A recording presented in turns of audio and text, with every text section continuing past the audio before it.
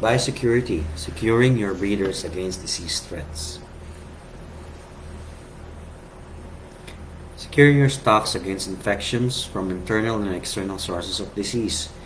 Ito po yung isa sa mga malaking bigyan ng pansin ninyo dahil yung stocks can be prone to diseases kung hindi po natin na-prepare yung area ng ating alaga against these diseases.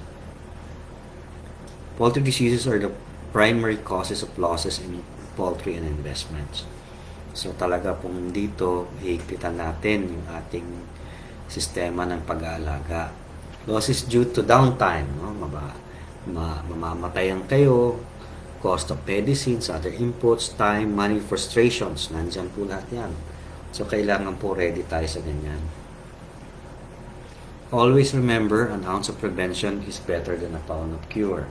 So dito po, in-explain natin na pagka po tayo nag-prepare ng maayos, magkakaroon po tayo ng magandang chance na ma-prevent natin yung problema pagka nagpe-prevent tayo ng mga sakit. Setting up a good farming system, no? Skill development by attending effective seminars, good genetics, good nutrition, good management, good housing, proper disinfection, vaccination, and health programs are integral parts of biosecurity. So basically, yung mga na-enumerate ko po sa inyo ay mga integral parts. So magkakadugtong po yan para maging matibay yung chain ng biosecurity natin sa ating farm.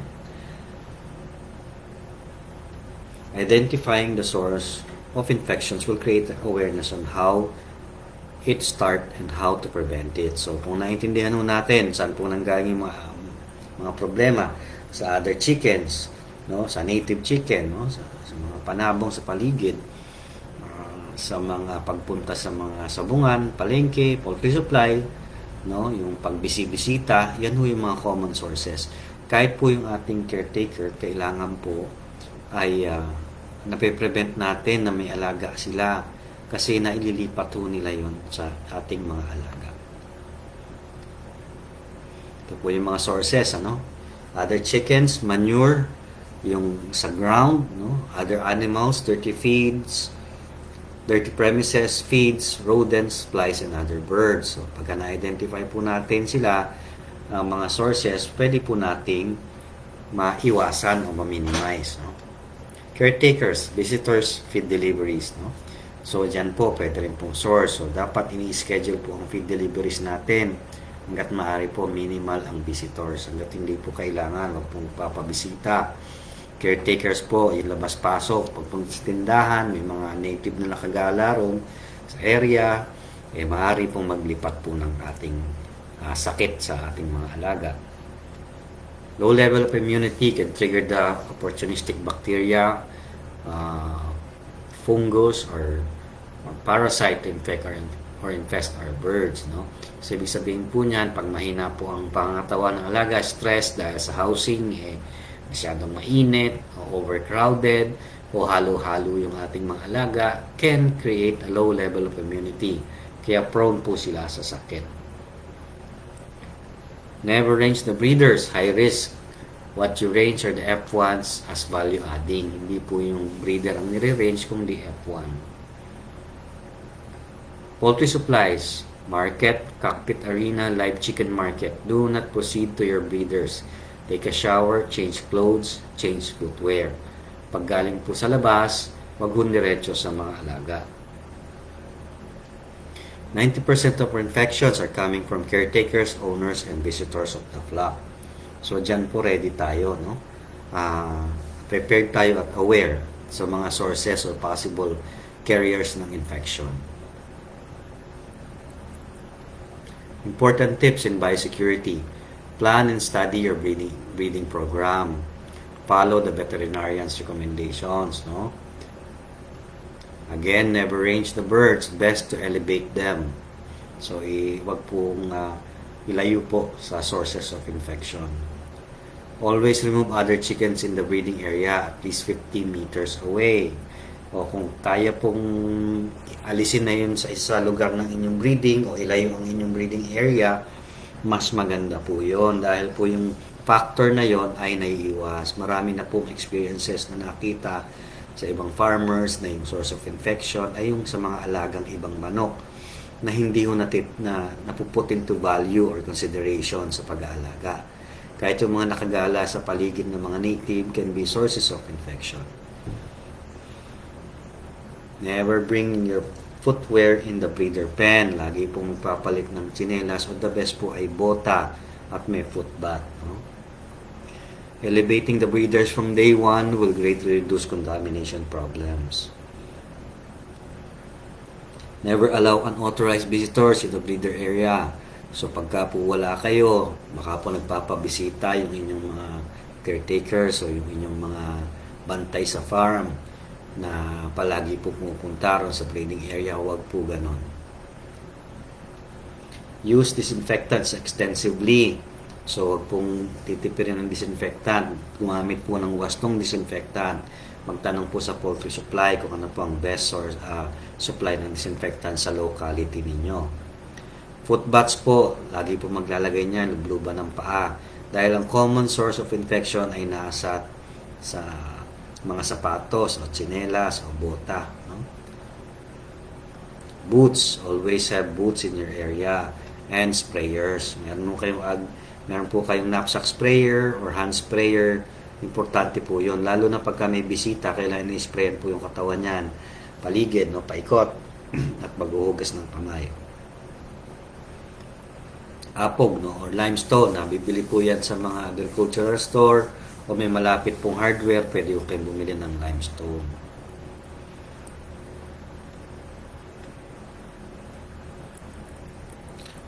Okay. Never let your caretaker to go out unless very important. So, ipla-plan out nyo kung lalakad, hindi na ho siya babalik doon sa loob ng kulungan, tapos na po yung trabaho sa loob ng farm. Get obedient and caring caretakers. Hindi po nakukuha sa pamurahan ng sweldo yan o patipiran. Minsan po yung epekto ng caretaker is very malaki pong impact niyan sa inyong farming. So, mag-iingat po kayo dyan. No? Take care of your younger birds before transferring to older batches. So, ibig sabihin, pag nagbisita po kayo ng farm, yung pong bata muna asikasuhin. Kasi po, maaaring pong prone sa sakit yan. O kaya, yung mga older batches, tsaka nyo lang bibisitahin pagka po tapos na ng trabaho sa mga younger batch. Never touch sick birds. Dispose of the sick ones. Never leave survivors. Ibig sabihin po niyan, yung iba ho, naglalagay ng remembrance o yung meron silang parang trophy na nabuhay nila yung manok na yon. Actually, carrier po na sakit yun. Hindi na ho aalis yung sakit sa inyo pag hindi nyo dinispose yan. For example, meron kayong 3-time winner na panabog, na nagkasakit, na NCD, binibuhay nyo pa dahil gusto nyo yung trophy. Picturean nyo na lang po. Tapos katayin. Kasi po, 24/7 nagre-release po ng sakit sa area. Never go to other farms unless you have 3-day rest leave from your farm. So, huwag po palipat-lipat ng ibang farm dahil may piyesta, may kainan, o may birthday, no? O mga ganong bagay. Always consider yung inyong negosyo sa paglipat-lipat sa ibang farm. Regularly disinfect equipments once a week or twice a week. Dinidisinfect kahit spray lang po at lilinisin, sabon, tubig, no? Schedule poultry store visits, no? Or don't visit hanggat maaari kasi sa poultry store po ang pumupunta po dyan kadalasan bumibili ng gamot at feeds.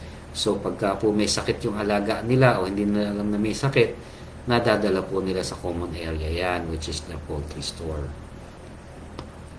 Place feeds in a storage area far from the breeders. Pagdating po ng mga feeds, wag pong pakakain agad diretso kasi po yung mga plastic, sako, maaari pong merong nabahid na langaw dyan na merong mga dalang virus, no? O bakterya.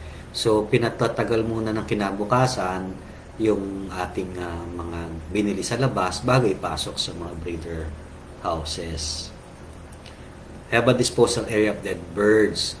So either meron po tayong parang septic tank doon nilalagay, no? hinuhulog doon at nilalagyan ng binubusan ng probiotic para po ma-digest yung birds ng natural way, o meron po tayong isang lugar na incinerator o sunugan ng mga dead birds para po hindi tayo nagkakalat ng sakit sa area. Place signages, no? Papakita po natin yan. Warn and educate people. So, importante po, meron tayong mga ways na bawal dito, bawal pumasok, etc. So, biosecurity area, yan mga ganyang bagay, no? Ito po, ini-illustrate, no? 6 steps for backyard poultry biosecurity. Keep your distance. Hanggat maaari po mga bisita, walang dahilan para lumapit sa mga alaga. Meron po kayong perimeter line, hanggang doon lang sila. Keep it clean, no? Prevent germs from spreading by cleaning shoes, tools, and equipment. Don't hold disease in the house. So, ibig sabihin nun yan, pagka po may mga vehicles and cages, linisin po bago ipasok doon sa mga lugar na malapit sa mga breeders. Don't borrow disease from your neighbors, no? Nangihiram ka ng sakit sa kapitbahay. Avoid sharing tools and equipment with neighbors. Know the warning signs of infections of birds. The best time po to observe them is during morning, pagpapakain, pagka po may nakikita kayong mga mahina o nagtatagong mga ibon o mga manok natin, naaalis na ho natin sa area bago lumala yung problema. At sa gabi po, minsan nagna-night visit kayo, tinitingnan nyo kung sino may mga sinisipon o etc. So, kailangan po ay binibisita yung ating mga alaga. Report sick birds, no? Yung mga nagtatago po, nakayukyuk ang ulo, no? Ayaw kong lumabas, pagka nagpakain, ibig sabihin po niya may sakit po yun, may nararamdaman. So, lagi po natin chinecheck yan, no? Potential sources of diseases, no? So, yan po ang pwedeng makikita nyo na pwede yung sa mind ninyo na pwedeng panggalingan. So, gagawing aware lang po tayo sa mga sources ng diseases, no? Ito yung mga sample ng mga signages, ano? Yan. Yan. Yan. Minsan, pabiro ng mga no trespassing para nagkaka-interest kung basahin ng mga bisita natin, no? So, may mga bagay na ganyan. And the industrial types of signages as continuous education, not just for our customers or our visitors, but also to our caretakers, no? Na baka nakakalimot gawin yung mga bagay na yan, no? Also, very good kung if you have your own scrub shirt, no? Scrub pants, pagka po papasok, nagpapalit po o nagpapatong ng mga scrub shirt at scrub pants ng loob ng farm at bota. That is the ideal way to do farming. Yung mga tao pong sumusunod sa gantong sistema, halos minimal ang sakit. So, pagka po kayo nag-invest sa mga alaga ninyo, kahit paano nare-return ng maigi ng inyong mga alaga dahil hindi sila may sipon o mataas ang mortality. So, yung cleanliness is the best way to counter diseases. Ito po yung signage na binibigay namin sa labas, no? So, lahat po yan based doon sa dialect ninyo o sa area ninyo, yung common na dialect na ginagamit. Mas mainam po kung naiintindihan mabuti ng isang ordinaryong tao yung mga dapat nilang iwasan o huwag gawin. Okay?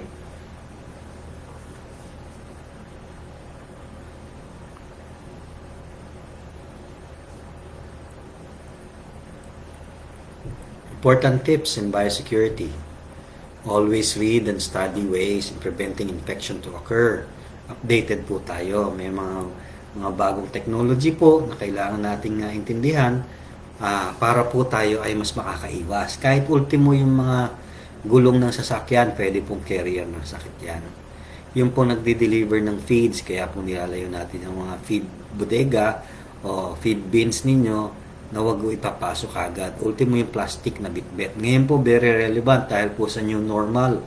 Naintindihan na po natin yung mga bagay na yan, ano?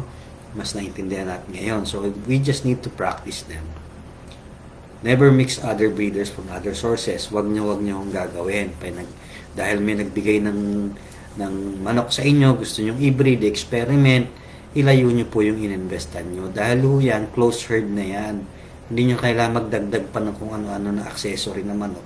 Dahil pwede pong source ng infection. Marami na pong nangyaring ganyan na mistake. Nag-invest kayo, nangingitlog na, biglang sinipon, nagkamatayan dahil nagpasok kayo ng ibang lahi. I can assure you, nangyari na po yan. At ang hirap pong tanggalin ng sipon pagka nakapasok na sa ating farm. Follow health program and vaccination. Vaccinate properly to prevent failures. No? Yun ang protocol ng vaccination, aralin po mabuti. Always clean premises. No? Wala pong mga pagbabahay ng daga, etc. At yung mga gamit ay naitatabi ng maayos. Always have a clean hatchery area. No?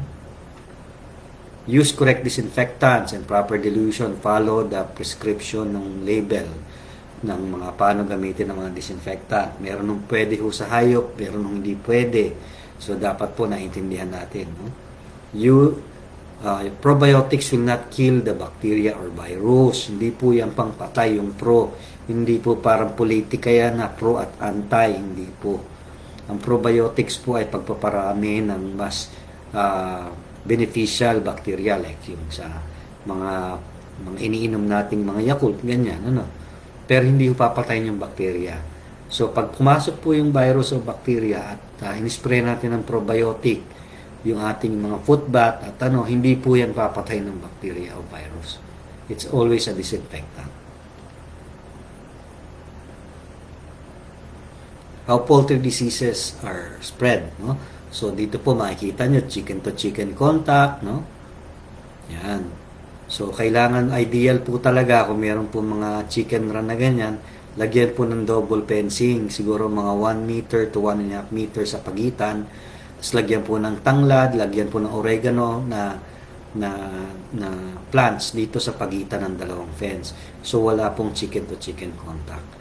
Bird to bird transmission, vehicles sa farm, boots, poultry equipment, no?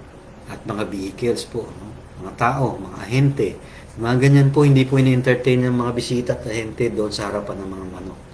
Ilayo nyo na po yung inyong alaga. Dahil investment nyo po yan. No? So, importante po na aware na tayo ngayon. After this short presentation ng ating biosecurity, mas naintindihan nyo na po kung bakit. Maintain good hygiene, no?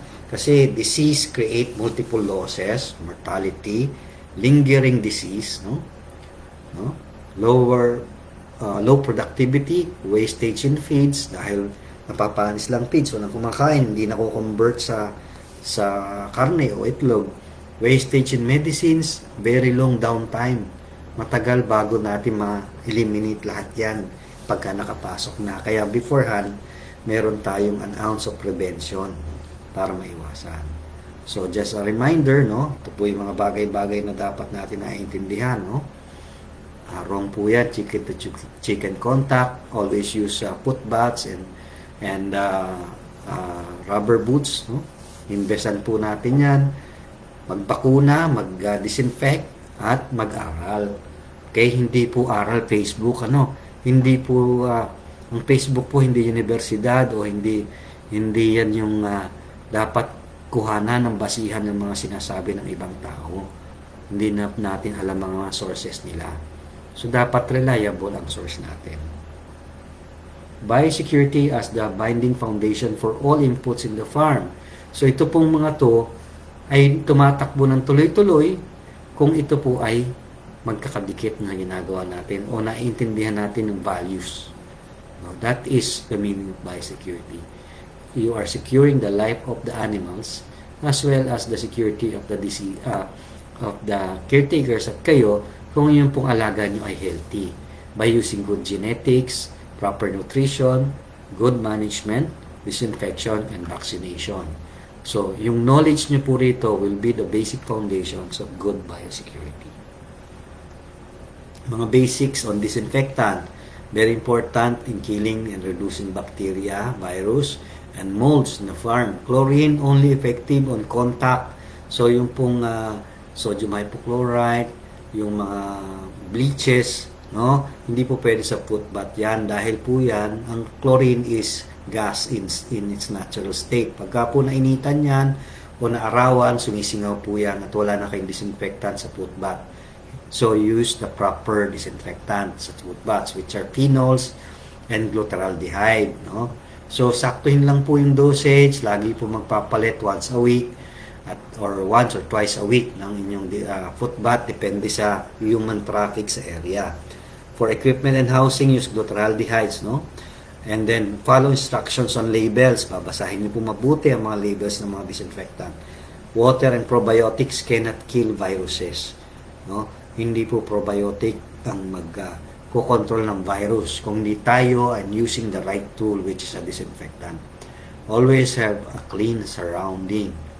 Use apog and limestone on walkways to reduce moisture para po yung mga bakterya ay hindi mag-thrive o dumami pagka po walang moisture. Kaya po nilalagyan ng apog. Yan po, no? So, dinedesiccate yung lugar maging dry at wala pong way para magkaroon ng bakterya dahil po walang moisture sa area. Foot bath, no? And of course, yung ating rubber boots, importante, no? Having rubber boots, no, without disinfectant, no, ang mangyayari lang po, rinse with water, meron pa rin ng bakterya. Pero pagka may disinfectant po, yan po ang nangyayari. Wala pong bakterya sa plate, no, ng ating bacterial plate. So, nakikita po natin na may science po kung bakit kailangan laging malinis sa loob ng ating farm. Brooding and growing, no? Ito yung ating next topic. The stage of preparing and pre-performing a good breeder chicken. So, dahil necessary po ito dahil this will mold your breeders to become good performers. So, hindi po pwedeng palpak tayo sa brooding at we expect good production later on. So, take into consideration ang brooding and growing. So, managing parent stock during the rearing period, no? So, dito po makikita natin na the first 4 weeks of life are crucial to laying the foundations of optimum performance. So, in-explain ho natin yan sa Module 2, in-explain din ho yata Papio sa Module 1, at inuulit-ulit natin dahil including the long-term production, fertility, and hatchability, follow these 5 key factors to ensure proper development. Preparing the house, no? So, yung brooding area dapat ready, kompleto. Hindi pwede yung nakalatag lang na newspaper, yun na. Hindi po ganun ang sistema if you are doing this kind of program. So, meron po tayong pinapalo. So, 31 to 35 degrees Celsius, mas maganda po, ideal sa kanila. Pre-warm nyo na pagpadating na yung mga sisiw para po ready na ho yung lugar at hindi sila ginawin. Place chicks on paper or shredded newspaper or 4 to 5 pages of newspaper na magkakapatong para ma-absorb yung manure nila at saka yung moisture at hindi po magbasa doon sa flooring dahil giginawin sila. Frame development, no? 50 to 55% of all chicks frame development occurs in the first 4 weeks. So, palpak po ang ating first 4 weeks o yung brooding stage, palpak po yung ating resulta. Weigh a sample of chicks each week, no, to track their frame development. Having plenty of feed and water available will maximize intake and promote growth. Kailangan po tayong bombang magandang feeds, malinis na water o mga water na with vitamins and probiotics. So vitamin balance, importante po, no? So, kailangan po natin dahil kailangan nila ng assistance dahil bumalaki sila na mabilis. From 35 or 40 grammer, magiging 300 grams yan in just 30 days. So, kailangan po we consider these things, no? Chicks need lots of calcium to develop strong legs, which can be seen after 7 to 8 days. So, on the second week of life, kailangan po nagbibigay tayo additional calcium, no? Ang crumbled feeds will have an advantage over mash later on. So, sa first chick booster, at about 2 weeks after, magka-crumble na kayo. Water intake, no? Chicks are very thirsty, no? Kailangan pagdating tubig kagad, tas feeds after that, bigyan na kagad. Papakita natin kung bakit. Keep the nipples of the chicks at eye level. Ibig sabihin po niya mga nipple blinkers po, dapat eye level ang reference natin lagi, no? Check water pressure kung ayos, no? Uniformity, dapat to 75% of the flock is almost magkakadikit ang timbang. For best results, lagi po tayo nagpa-practice ng segregation starting at 4 weeks of age. So pinapag-grouping natin sila, magkakasama yung similar groups. So meron no tayong grouping na small, medium, large lang po, no? Kasi yung sa atin maliit naman yung flock natin, flock density. So pwede pong small, medium, large ang ating grouping. Brooding the 5 essentials, no? By providing with the right environment and nutrition during the brooding period, the first 14 days of bird's life. Hatcheries can optimize the flock's overall performance and maximize profit. The top 5 management best practices are equally weighed in importance, no? Temperature management, no? Yun ang hindi giniginaw ang ating alaga o basa yung mga flooring kasi pag gininaw ho pa ng ating mga sisiw, magsisiksikan po yan. That can lead to stampede, no? Fresh air, no? Kailangan kinokontrol natin yung air sa area by providing fresh air sa ibabaw pero secured pa rin na wala pong hangin sa ilalim. So ibig sabihin no, mga above the head ng tao, magpasok po tayo ng fresh air. Pero sa baba nila, level nila ng mga sisi, which is about 3 inches high, 4 inches high, kailangan hindi po sila nasusumpit ng hangin. Importante po yung paa ng ating mga sisiw ay warm, no? So pagka hindi po, puro problem mo tayo later on. Clean water, importante po yan, no? High light density, so kailangan nakakakita sila magdamag para po nakakakain sila.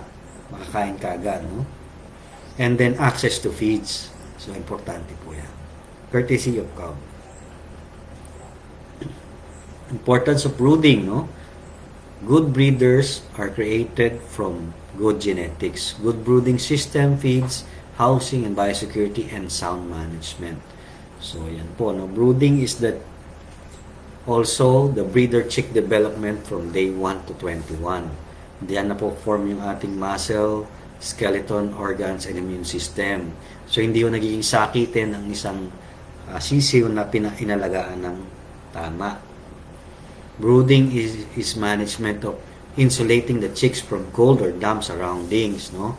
Tsaka yung carbon dioxide build-up sa loob. So hindi mo natin nararamdaman yan sa level natin, kaya dapat to ino-observe natin sila kung nahihirapan silang huminga by providing fresh air for na sandali, no? Manure management is also important. Feeding management is important. Okay? Better management, better breeders. So, tutukan niyo po talaga ang brooding. Complete all materials and spacing. So, dapat to yung mga requirement na sinasabi natin kanina, space, feeders, and waters ay naibibigay ninyo. Yan po. We are trying to imitate the caring of the mother hen sa kanilang mga sisiw. No? Yan po, is a sample. Kung meron kayong mga breeders, you can set up a small brooding area na may trapal, no, may ipa ang ginagamit nila. Newspaper muna po bago ipa. After 4 days, tsaka naalis yung newspaper, ipa na lang. May heaters at natatakluban sa gabi. So, binabantayan ni Manong, no? Yung ating mga alaga. No? Ito yung ating, if you attended the module 2, in-explain mo natin to. So, meron tayong brooding ring, may water air feeder at heater pipes. At may trapal po na heating room sa loob. We can use this later on pagka po yung ating floor ay damp. Hindi po pwedeng sementado ang flooring ng mga breeder o kaya lupa, giniginaho yan sa madaling araw. Kaya ho magkakaroon kayo ng brooding stress which can lead to mortalities. Ito po yung sample ng brooding ring, ano? Plain sheet. Niro-roll ho namin pagka po masyado pang malaki, maluwag, para masikip muna. Yun po itsura once receiving the breeders.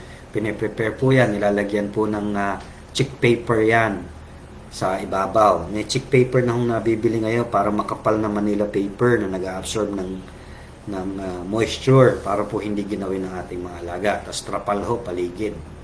Taas baba. No?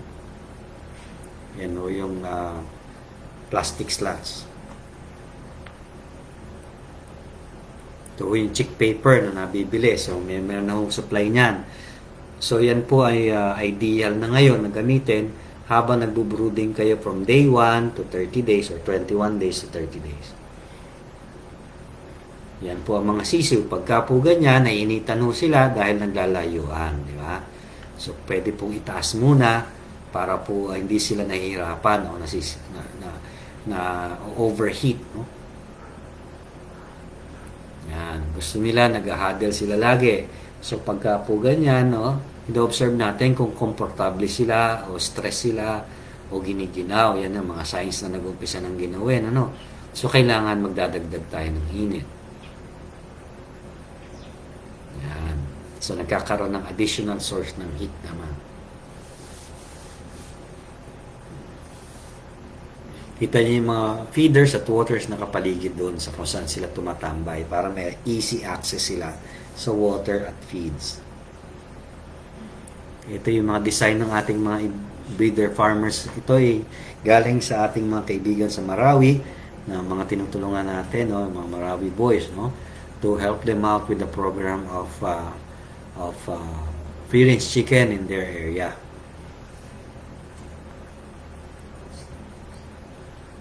Yan po yung ilalim niyan, ano, meron infrared lamp. Pagka po mga ganitong kalalaki na yung mga sisiw, karaniwan ho niyan sa gabi at madaling araw na lang iniinitan dahil kaya na po nung katawan nila yung pagbabago ng panahon. Yan po. Some examples, ini-expand ho natin habang lumalaki sila. So, nagkakaroon kayo ng expansion habang lumalaki yung alaga. And eventually, inaalis po yung chick paper after 30 days at nakalusot na po sa slot yung kanilang mga flooring. Ina-adjust po, pinaparami niyo po yung feeder at waterer habang lumalaki sila. Common brooding errors, no? Okay, damp, cold and damp flooring, no? Wind drop during 2 to 4 a.m. Madaling araw po, usually ang minsan i-observe niyo once in a while. Karaniwan po sa amin for 7 to 14 days pinatutulog po namin sa loob yung caretaker at binibigyan namin instructions. Pagka po nakalusot ng magandang mga sisiw dyan, mas matibay sila eh. Diba? No floor insulation, yan ang mga problema ng iba. Ginagamit lang ay screen, ginagamit lang ay isang latag ng newspaper, lupa, semento, no? Hindi uubra yun. Insufficient heating, no? Overheating. Wala akong kortina. Pagka ho elevated yung inyong parang lamesa, no? Elevated yung ating mga brooding cages. Kailangan po ilalagyan natin ng kortina yung paligid din nun hanggang ground. Para po yung sumpit ng hangin mula ilalim paakyat sa kanila ay maiwasan. Parang nilalagyan natin sila ng skirt, no? To open for rats, no? And cats, no? So kailangan po ibig sabihin po niyan ay baka tayo ay target ng pusa at daga at even dogs. So, kailangan po aware tayo na ganyan. Yung ating bantay na aso, si bantay, ay maging bantay sa lakay ang pangalan dahil pagka nakatalikod na kayo, ginawang merienda yung inyong mga breeder. Napakamahal na merienda po niyan. Minimal attention and least management provided. So, yun ang problema ng iba, hinahayaan lang ng mga breeder dahil gusto tumibay sa init at lamig. Hindi po, pinapalaki ho natin sila para ma-form properly yung katawan na maayos. No? Ito po yung mga signs ng overheating or underheating. Yan po, pagka giniginaw, nagsisiksikan po sa heat source. No? Ayan, nakikita ninyo. Pagka naman ho mainit masyado, naglalayuan sila. Dito po ay relax sila, nakakala. No? Dito nilagyan namin ng fishnet para po yung ating alaga ay hindi kainin ng mga daga o kaya ay ng pusa. Common results ng brooding error, ganyan po, lusutan ng hangin, giniginaw, hanggang gabi, umaga, gabi, napupuyat sila, wala silang ginawa kundi magsiksikan, malamig ang paa nila. So, nai-stress po yan. Minsan naman, pagka na-stress na pong ganyan, minsan po nagkakaroon ng manure sa puwitan. Kala natin infection, hindi po infection yon. Hindi po tayo adjusted sa brooding natin, kaya po nagkakaganyan. Dahil ang nangyayari po ay nag-LBM na sila, nagdudumi na sila, nag-expel na sila ng electrolytes and water sa katawan nila, and this can lead to dehydration. So, kailangan po kompleto painuman, pakainan, at komportable po yung temperature sa loob para hindi po magka-problem ng ganyan. Yan po ang mga bawal, So, yung sisiw, inilagay po sa isang lugar na screen, wala akong trapal, giginawin na po yung mga yan. Kaya po minsan lumalaki, mababa lang ang pakpak, hindi sila talaga lumalaki. Dahil stress na sila maghapon at magdamag, lalo na sa gabi.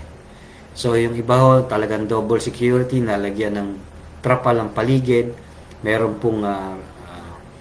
tayong tawag dyan ay brooding ring, tapos yung heater nakatutok sa loob. Nasisecure yung init, hindi po yung init ay nakakakawala. So namamaximize po yung heat sa loob at nagagamit ng mga sisiw natin. Yan po problem pagka nagpa-pile up sila, natatakot o giniginaw, iniiwasan po natin. So kung lagyan mo natin ng diagram ang bird distribution sa mga brooding, it explains kung paano maging komportable sila. Pag mainit, ito po itsura, pag giniginaw, naghahanap na heat source, o natatakot o may lamig dito sa lugar na to, yan po ay kinokontrol natin by proper brooding. So, ang broiler breeder profile natin, ganito po, So, nagtitimbang tayo, sineselect natin, ginugrouping natin mga sisiw, nagtitimbang tayo, make sure na proper ang feeders natin, and waters, kompleto. Tapos, sineselect natin yung mga good breeders, pinagsasama-sama natin. Okay? So, kailangan uniform ang ating production.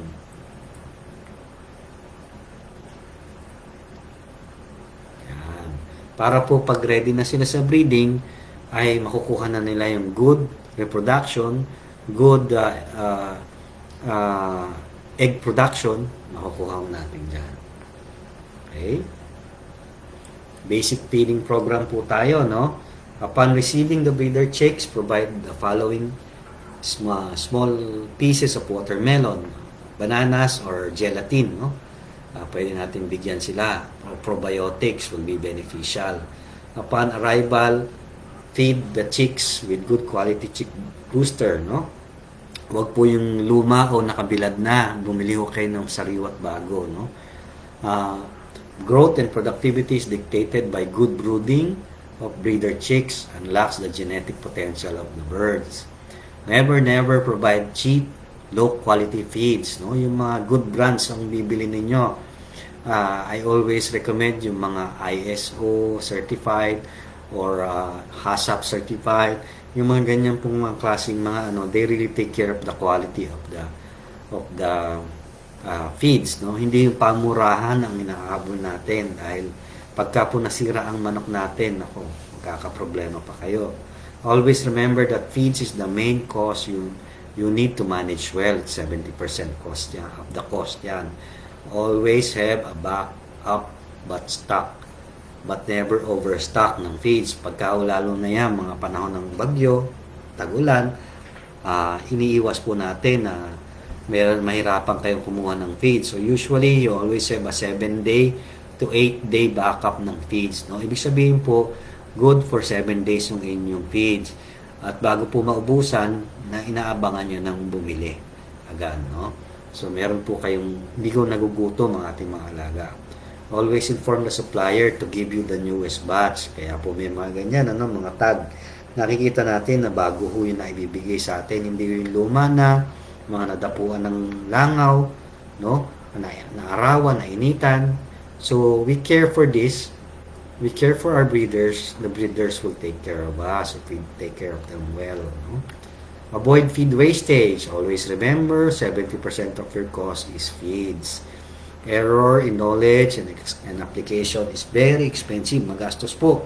Yung pong bigay ng feeds, wala pong nangyayari sa alaga natin dahil nagka-error tayo sa ating brooding at production, no?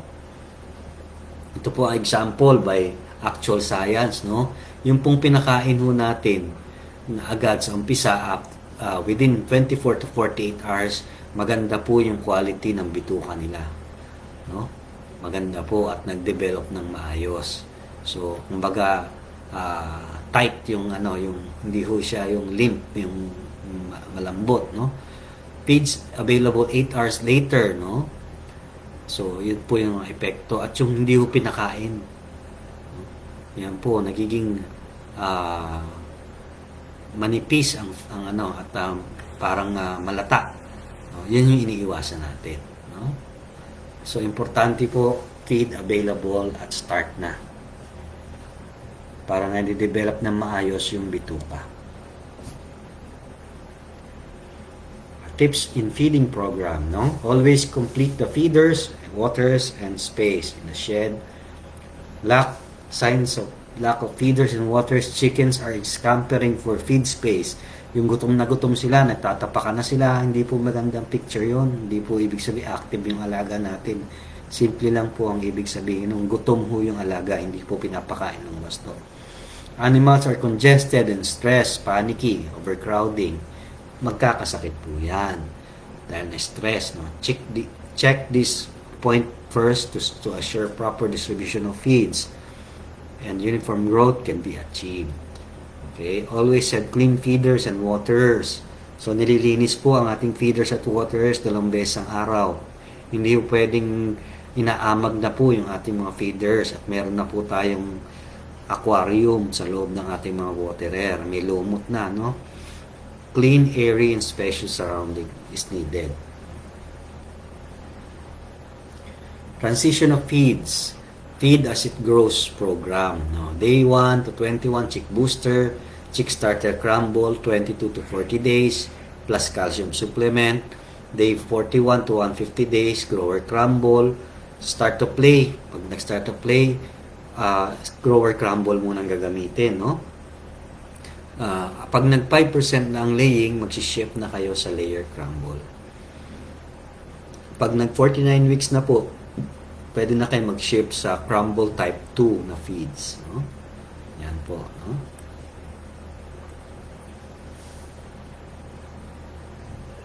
Ganito po ang pagpapakain ng dominant CC, no? Feeding habits of dominant CC more focus on playing than eating. Gusto na naglalaro lagi, no? Week 1 to 8 weeks, feed 3 to 4 times a day. So, kailangan utay-utay o piecemeal feeding ang gagawin ninyo, installment nyo. Pero, bigay po ng bigay after a certain time, no? Pag naubos, gutumin muna ng 30 minutes, then add feeds. Lalaro uli yan, ikot-ikot. Tapos, pag nagutom mo, pakainin po ulit. Huwag hong tatambakan din ng feeds. Week 9 to 13 weeks, 2 times a day feeding ka na lang. Morning and afternoon. Pinapractice nyo na siya na 2 times ang feeding nyo umaga at hapon. Hanggang 13 weeks po yun. Eventually, at week 14, shift to single feeding. 9 a.m. na lang po. So, kung papakain po tayo ng 75 grams per bird per day, so yun pong feeding na yun, isang bigay lang mo sa umaga. 6 o'clock na umaga. Sa hapon, wala na po tayong bibigay, no? Wala na tayong idadagdag. Huwag kong magalala na malulungkot yung manok o parang masama ang loob ng manok. Hindi po. Nakuha na ho niya yung feeding niya sa isang araw. Observe feed cleanup. Dapat 11:30 or earlier, ubos yung feeds niyan. Be sure to complete all feeding and watering spaces. Magkakaproblema ho kayo sa uniformity at sa laki pagka po hindi kumpleto ang feeding, watering spaces, and floor space. Single morning feeding lang po pagka po nasa week 14 na. Okay? Always use good quality feeds. Never range the breeders. Not recommended to place supplementary feeds. Pag breeder po, hanggat maaari, wala akong supplementary feeds hanggat maaari. Dahil po nagbabago yung kanilang bituka. Maaari pong masira tiyan, o kaya ay mabusog ng hindi po nutritious yung kinain. Weekly segregate small birds and oversized birds, no? Okay? Yan po, no? Pagpapakain, no? Sample ho. No?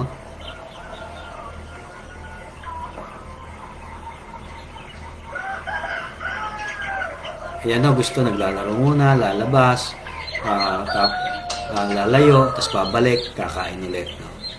Ganyan sila.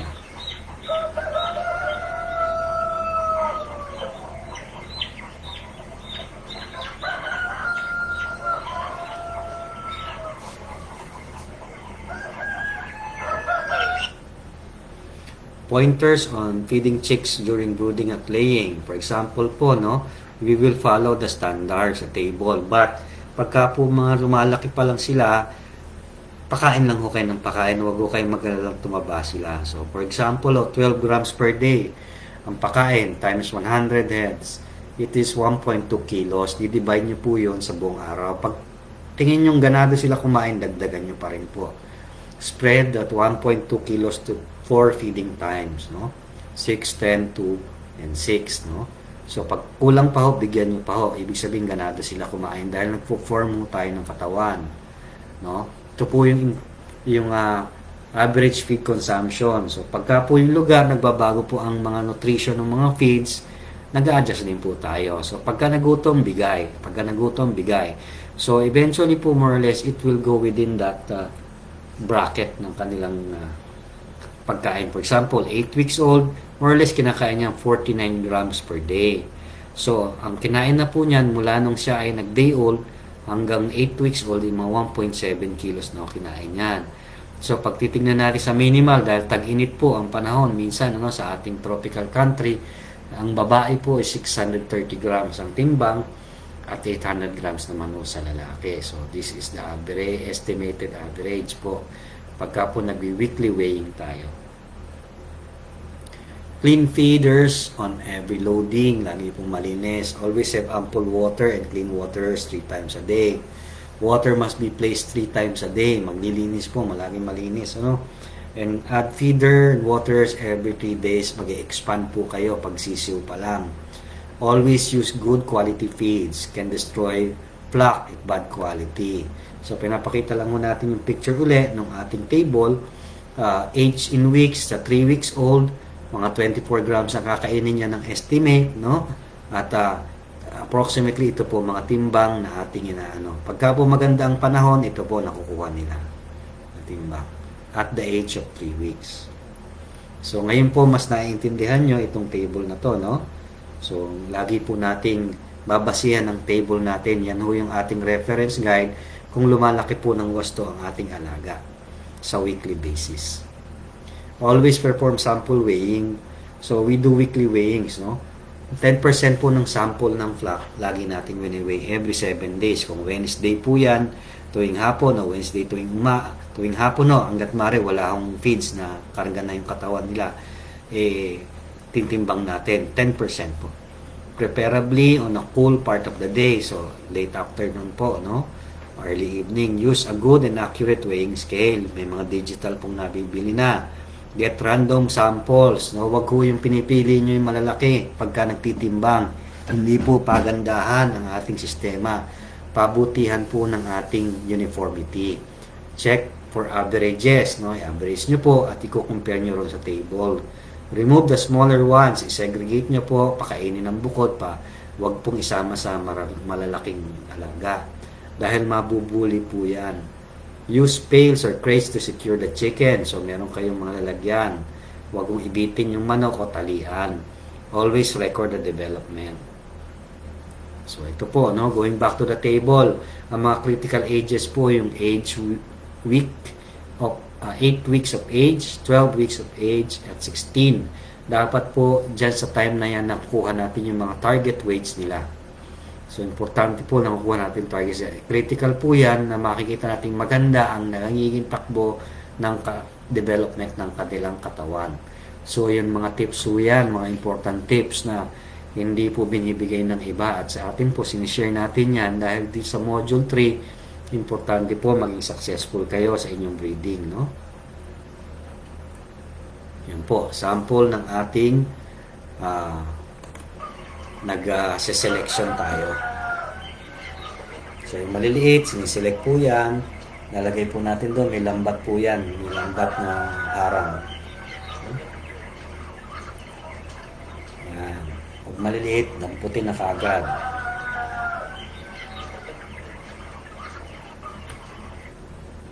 Okay. Pagka po ang body weight nila ay uniform o magkakagrupo ho ang kanilang body weight, ibig sabihin po ng sulit yung pinakain natin. Kumbaga na i-convert natin sa magandang productivity ang feeds na pinibigay natin. Hindi po sumobra na natapon o kulang dahil magkakagrouping ang kanilang timbang. Achieving weekly body weight, target body weight is important, no? Okay? First 21 days, good start po yan pagka maganda po yung ating mga itsura ng ating mga sisiw. Better livability, easy to control flock uniformity, madali po i-adjust dahil 21 days pa lang, no? So, nagkaka-adjust po tayo. More uniform frame size. Pagka po kasi malaki na yung alaga natin, 14 weeks, 18 weeks, hindi na halos ma-adjust yan. So, yung performance niya ay magbabago na. At usually po, hindi sila that productive pagka po hindi ayos yung ating brooding at growing. Uniform equals better performance, no? Yan. Uniform eggs, uniform chicks. Pagka po sabog-sabog ang mga timbang niyan, at may mga payat, may mga magtaba, these things happen. So, yan. Small birds not raised properly, sometimes nagugutom, no? Sudden increase in feed and volume, no? From low nutrition to high nutrition, so hinahabol yung pagkain. Overlighting, male to hen ratio, nagiging problem. Overpopulation in the pens, overstress due to dogs, no, hinahabol, no. Tsaka yung sudden noises. High roosting area, wag masyado mataas yung ating roosting stick, no. Roosting pens, no, yung kanilang dapuan. Mislanding of hens can lead to ganyan po, breakages. Malaki ang naitutulong ng free-range chicken farming para sa mga smallholder farmers dahil bukod sa nagkakaroon sila ng kabuhayan, naiinganyo rin sila magkaroon ng sarili nilang mga produkto at market para dito. Ako po si Dr. Erwin Joseph Cruz. Ako po ay free-range poultry specialist. Ang free-range chickens po ay inibigay natin yung pinakamalapit na natural behavior ng animal sa kanyang lugar. So pagka po yung management natin at program ay relax sila. Yung stress hormones nila mababa. And stress hormones, as we know, kahit sa tao, nakakababa ng immune system at nagiging sakitin. Eventually, pag ang hayop sakitin, we have to intervene ng mga medicines. At yung medicines na yun, minsan nakukuha ng mga taong nagkukonsume ng product nito. Pangalawa po, match po siya sa mga smallholder farmers. Ito po yung nag-aalaga ng 1,000 below na may market sila sa lokalidad na hindi naaabot ng mga commercial farming. We are trying to empower the farmers to have their products, to have their market, and to have their good food on their tables. May iba't ibang lahi ng manok na ginagamit para sa free-range chicken farming. Kailangan rin na tama ang kombinasyon ng manok para maging productive ito. Ito yung tinatawag na mga classic lines. Can be considered also the heritage breed. We have the Rhode Island Red, ito po yung pula. Yung Bard Plymouth Rock, ito po yung bulik. Yung Sussex po ay yung puti na may itim-itim sa leeg at pakpak. Ang hinahabol po natin ay yung objective na ma-combine sila ng tama na maging productive. Kaya po tayo kumukuha ng genetic lines na ito dahil proven na po ang product na ito ay very effective to provide 280 eggs a year and about 1.4 to 1.5 kilos of chicken meat in just 70 days. Ang productivity is more important than the color of the animal. Kasi ang bottom line natin dito, kumita ang farmer. Pero dito po, binabalance natin yung dalawang mundo. Relax ang manok, maganda yung kanyang environment, at the same time, productive pa rin siya. Ibinahagi rin ni Dr. Erwin Cruz, isang free-range farmer, ang iba't ibang kombinasyon ng mga lahi ng manok. Meron tayong tinatawag na D109 na yung kanyang kombinasyon na Rhode Island Red at Bard Plymouth Rock. Proven and tested na yung anak. At ang maganda po ron, pagpisa pa lang, alam nyo na yung babae at lalaki. We have the dominant 149 two sex line o yung puti yung lalaki, combination with the Bartley-Motrac na female. Tapos yung D107, which is the dominant blue na lalaki, at Bartley-Motrac. Ito po sa level na to is basic genetic program. Pagka po dito, kahit ordinary o first-timer, pwedeng magamtan yung breeding program. At yung dominant D853. Ito yung combination ng Rhode Island Red male with Rhode Island female. Ang combination na to ay ginawa para dual line siya. Malakas pong magkarne, nangingitlog pa rin po ng marami, pero palagi pong may sacrifice. Hindi pwedeng malakas mangitlog, malakas magkarne. That is the rule of nature. Ang common na ginagamit for egg is the Rhode Island Red, Bartley-Motrac, Rhode Island White, and then the male lines is the dominant blue and the Sussex. Pagkarni naman po, more of the Rhode Island Red, Cornish, or Pinton. So we have these combinations. Paring farmer, ang manok niya colored chicken. Natutuwa siya sa alaga niya, nainganyo siya mag-farming. Ang pagiging sustainable ng free-range chicken farming ay mahalaga para magkaroon ang mga magsasaka ng mas maraming produkto para sa kanilang kabuhayan.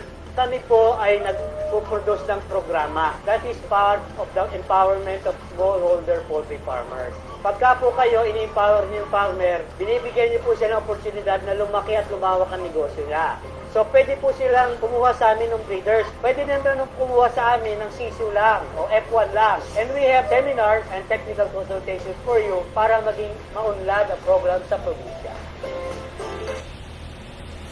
Okay, so after that short video, next topic natin ay ang lighting program. No?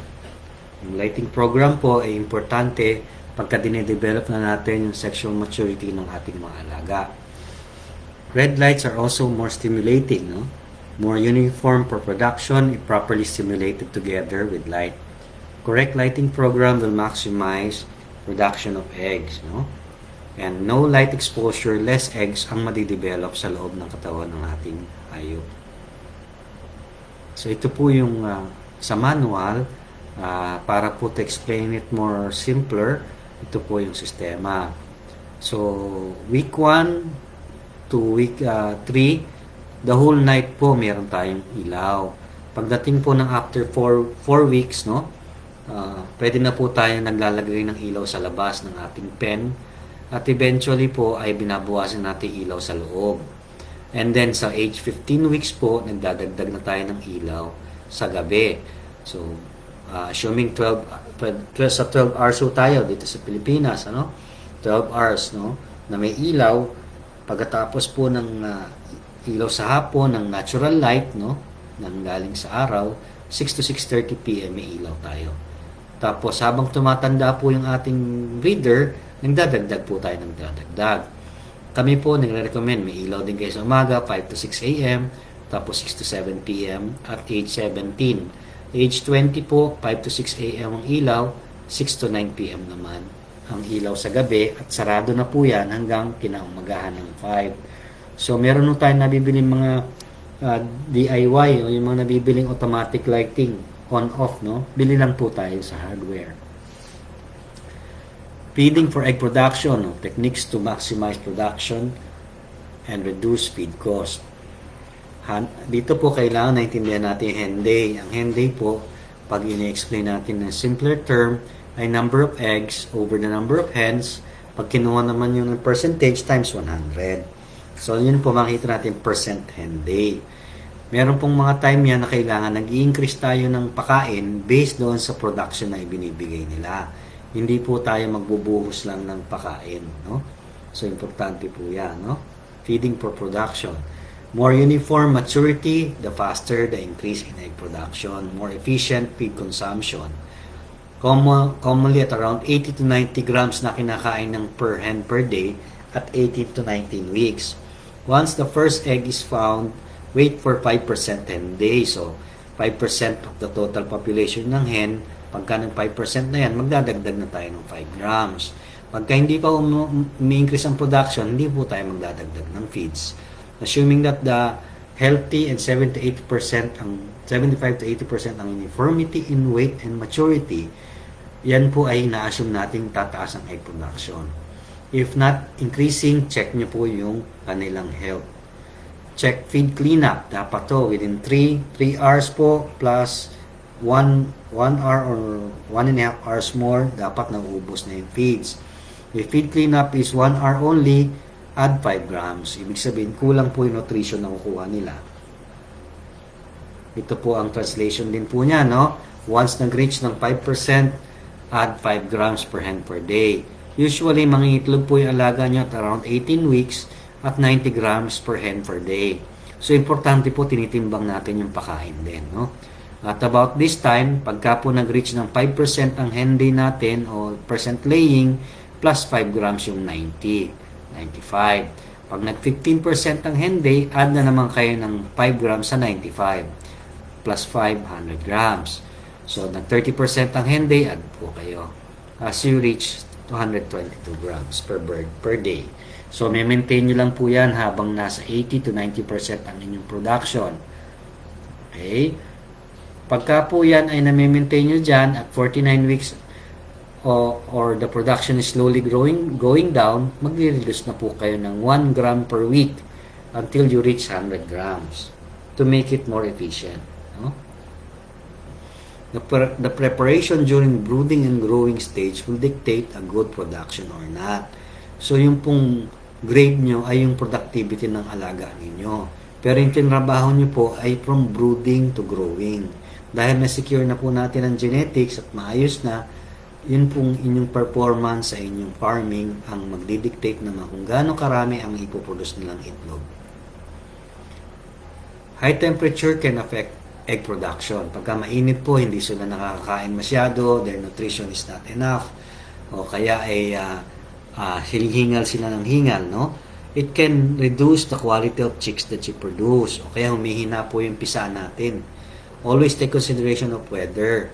Always check for diseases and other conditions that can affect your egg production. Sudden change in brand of feeds ay importante, o iwasan natin yan. So make sure yung supply ninyo yan ay regular. Never use unreliable feed source. Only use good quality, reputable feed source. Fresh, good quality feeds is the key. So, pagka po tayo bili ng isang murang feeds na hindi naman nag-i-improve yung production natin, ibig sabihin po parang ampaw o mababa ang nutrition level ng feeds na binibili natin. O parang sabi nga na iba yung madarak lang, hindi ho kumpleto ng mais at soya. So, nangyayari po dyan ay nagkakaproblema kayo sa quality. O di kaya luma yung mga ingredient. Ito po, balik ko ulit tayo rito, no? Hen day o laying performance nandito at ito po yung kanilang edad. So, importante po dito sa pag-increase ng ating egg production ay sinusupply natin sila ng wastong feeding. Kaya po tayo merong feeding for egg production. Pagka po yan ay nasa itaas na, kumbaga parang aeroplano, ay nag-a-adjust na lang tayo ng feeds pababa hanggang sinasabay lang natin yung baba ng feeds ng egg production para po ang inyong performance ay match doon sa ginagastos nating feeds. Ito po ang minsan po karaniwan nakukuha nating production, no?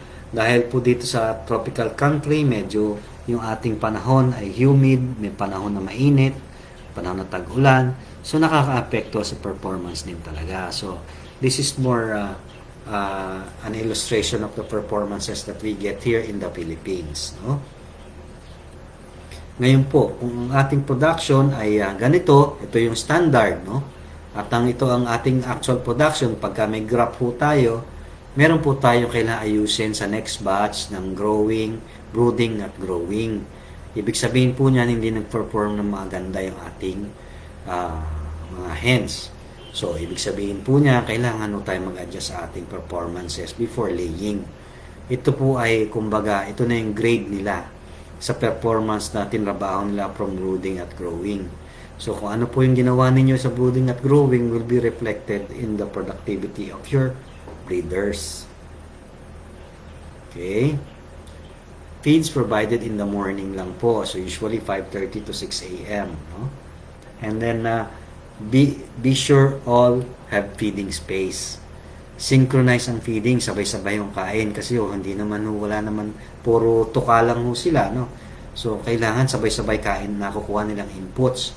So sabay-sabay ang kanilang consumption. So hindi natin nire-recommend na umaga may pagkain, hapon may pagkain dahil eventually ang mangyayari diyan, yung mga matatakaw ay tataba at yung mahina ng kumain ay mag-aagawan ng feeds at papayat. So, double problem kayo niyan. Eventually, mag-i-stop ng egg production. Okay? Diseases can affect feed consumption. Bad quality feeds, overcrowding or no feeder space, masyadong maraming lalaki. Akala ng iba, mas maraming lalaki, mas maganda fertility. Hindi po. Wala gagawin yung mga lalaki kundi mag-away. So, ang mangyayari po dyan ay hindi po nabibreed ng wasto yung mga breeder females natin. 1:8 is the ratio, maximum. So, you can go up to 1:10. Depende po sa edad nila. So, high temperature can affect egg production also. Always take consideration of weather conditions. Always check for disease conditions that can also affect the egg production. Sudden change of brand of feeds can affect egg production. Yan po, yung more realistic results na makukuha ninyo. You can use this template o gayahin nyo po yung template na ito para gamitin nyo as yung performance sa graph ninyo later on. Ito po yung sinasabi natin. So, yung batch 1 nyo, kinuha nyo sa first half of the year. Sa second half of the year, kailangan the best for us, no, is para continuous yung inyong production, ay mag-load uli kayo na second batch for the year. Twice a year kayo mag-load. Kung nag-uumpisa pa lang at sumusubok sa market, one batch is okay. Pero kung kayo po ay nakakita na ng magandang market, dire-diretso, dapat to may kahalili yung batch 1 ninyo na batch 2. Para po pagbagsak ng production ng inyong batch 1, yung batch 2 nyo ay mag-perform to support the supply of chicks in your area. Okay? Yan. Next topic ko tayo, vaccination and medications.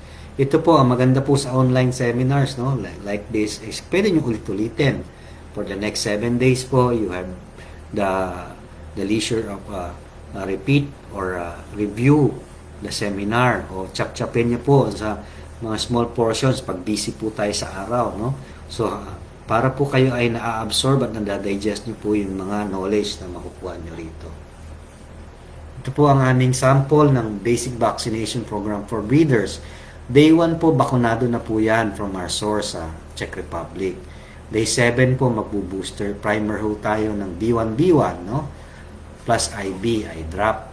Sa Lasota po, day 21. So, wala na ho tayong gumboro, hindi ho kailangan ng gumboro. So far po, unless po mataas ang cases ng gumboro sa area, that is the only time that we will put the vaccine. Kung wala po sa area, wag po tayo magbabakuna ng extra bakuna. Dagdag gastos po yan at stress lang. No? Day 45, Fowlpox, biowing-web, or infectious coryza or pastorella. Depende po sa area rin yan. Kung kukunti po ang alaga ninyo, hindi po kailangan dagdag gastos sa bakuna. Ang sikreto po lagi ay biosecurity. No? Deworm, drinking water, deworm ulit, 60 days. Tapos day 90 pataas, anytime, pwede na kayo magbakuna ng killed vaccine kung kailangan po. Or kung hindi po natin kaya sa budget, ND Lasota Live Eye Drop lang ho, pwede na po yan. Yung iba ho, nag-i-inject pa ng ADE para mag-prepare yung katawan ng ating mga alaga. So, depende po sa inyong budget yan. Pero after that, the worming, yung bakuna, wala na ho tayong ibibigay afterwards. Ito po yung bakuna, i-explain ko lang po, no? Ito po yung diluent. Ito po yung actual vaccine. Pinaghahalo po yan ng isang plastic applicator. Pag bumili po kayo ng bakuna, may kasama po yan na ganyan, ano? No? Tapos yan po, pagka naihalo nyo na, i-dilute nyo yung cake dito sa loob, dito nyo po isasama lahat yan. So, be sure na ma-mix well. Tapos, papatak ho, dropper. May dropper po tayo na nozzle. Kasama rin po sa pagbili ng bakuna yan. So, patak po sa mata. Pag napatakan at pumikit ng mata, yan po, ibig sabihin na absorb na po yung bakuna. Pwede yung dagdagan ng patak sa bibig, no? Pag pinaktakan nyo sa bibig para ma-secure na meron pong na-absorb na bakuna yung ating alaga. So, isang patak sa mata, isa lang ho. Hindi ho kailangan na dalawang mata. Isang patak din po sa bibig. Wag kong idadaw-daw yung nozzle sa mata para wag pong mabulag ang ating mga alaga. Wingweb vaccination, ito po yung binibili, no?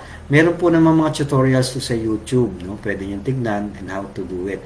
Ito po yung wingweb, dito po tinutusok yung tinidor na ina-apply. So, paghahaluin din po itong dalawa, dito po matitira lahat yung ating bakuna at yung diluent, sinasansaw po yan dyan at sinasaksak sa ating wingweb ng ating mga alaga. Isang beses lang po, okay na po yun. Hindi na kailangan dagdagan pa. Yan po yung application ng bakuna pagka ND live vaccines, no? So, hintayin yung pumikit para ma-absorb po yung bakuna. At magbigay din na rin sa bibig para sure ball tayo. Yan po yung demonstration, no?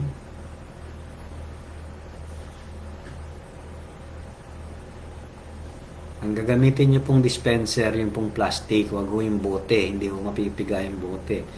Yung mga kwento pong yan ay mga nangyari sa ibang farmer. No? Huwag pong isasaksak yung nozzle sa mata. Drop lang po. Mabubulag po ang ating mga alaga.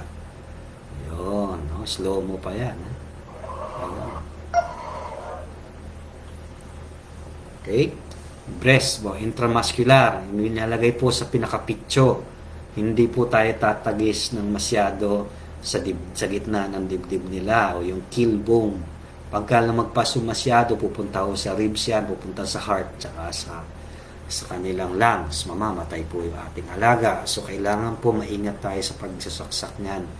Only about 1/4 of an inch ang kailangan nakapasok sa muscle. So, sa muscle po isinasaksak ang intramuscular. Okay, ito po yung mga recommended namin, no? Upon arrival of chicks, no? Yan po. Reviewin nyo na lang po. Best to take note of them para po meron kayong hard copy, meron kayong ni-note down, no? After 28 days po, no, multivitamins with electrolytes, ibig sabihin po niyan, multivitamins with amino acid, multivitamins with amino acid, probiotics, EM1, no? So, yun po mga ibig sabihin yan. Option nyo po magkaroon ng flushing. Kung wala pong mga alagang manok sa area, hindi po kailangan mag-antibiotic lagi. So, ito pong flushing na to, pagka po kasi we are trying to assume na marami kayong alaga, is that you flush with antibiotics. Pero if not needed po, no need to flush antibiotics. Okay, so weekly po, from day 31 to 150 days, yan po yung combination na binibigay. So, 3 days na multivitamins tuwing umaga, plain water, 3 days na multivitamins with electrolytes. Tapos, puro probiotic po every day. Morning po, inahalo. No? So, paano po yun? Pagkaubos po ng konti ng alaga natin, pagkakain probiotic. Pagka naubos po yung tubig, lagyan po ng multivitamins with amino acid. Okay? Ito po mga options pong alternates. Once a week. Ito po ay pagkailangan lang po. Antibiotic, respiratory antibiotic. Okay, hatchery management po tayo. No? Incubation factors, ano ba mga pare mag-dictate ng ating success sa incubation? No? Pre-incubation factors, age of breeders, storage time, kung masyadong matagal, o mainit yung lugar na kanilang nilalagyan ng storage ninyo can affect your incubation. Gases, humidity, and turning. Ito po yung mga lugar sa ating incubator na dapat kino-consider din. So, that can affect hatchability. So, dito po kailangan kino-consider natin yung mga yan. Pag matanda na po ang ating breeders, humihina na rin po hatchability niyan. Pagka rin po bata pa, marami pong infertile pa dahil bata pa ho ng ating breeders. Okay? Adapting incubation conditions to the egg results in a better chick and higher quality. So, pagka po tayo ay aware sa ating age, storage time, ito po can affect the hatchability. Kaya ho yung mga ibang breeder farmers talaga sa pinakamalamig na lugar ng kanilang bahay o bodega, nilalagay yung mga hatching egg. The best po talaga ay naka-aircon o O kung maliit lang ho ang volume, sa refrigerator po. You allot a space sa refrigerator. You can store them for 7 days. The best time to hatch is every 7 days. No? Embryonic development and interaction of embryo with its environment. So ito po ay binabalance natin. Yung bang machine natin is capable of really producing good hatching eggs or day-old chicks. Yun po mga ganyang bagay. Kaya po hindi tayo babasta-basta lang sa ating incubator.